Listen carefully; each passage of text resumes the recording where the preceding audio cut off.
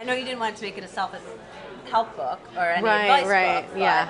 but at the same time, you read it and learn. Yeah, I really wanted it to be a good mix of things that would make people laugh, which was most important to me, but I also wanted to give a realistic account of my experiences. And so I think so far the people I've spoken to about it, everybody's kind of experiencing it differently. What do you hope that, like, when people look at it and read, what do they hope they sort of pick up on you?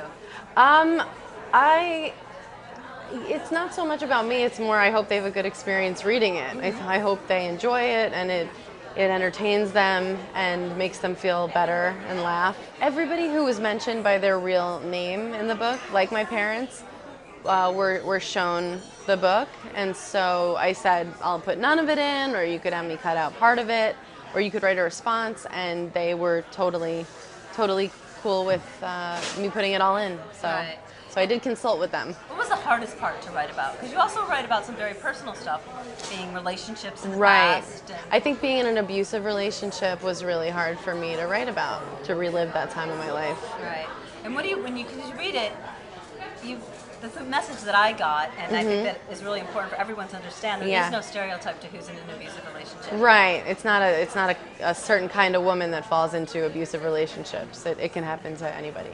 You talk about sex, but you also talk about the fact that you're more conservative than people would realize. Just explain that. I'm comfortable talking about sex, and somebody might experience it as being crass, but that is just because they're wired differently than me.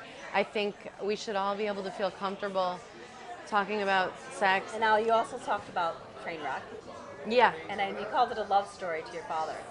Yeah, a love letter to my father. Yeah. In what way? You wanted him to be a part of your first movie and his story to be part of your first movie?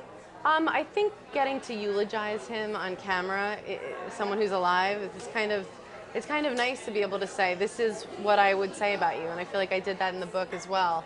Got to write about him in a way, just saying how much I love him and how I know he did the best that he could, and how funny I think he is. And so, getting to make a movie and highlight MS, which is a disease that not a lot of people know about or know very much about, and get to show it to him, it was really special.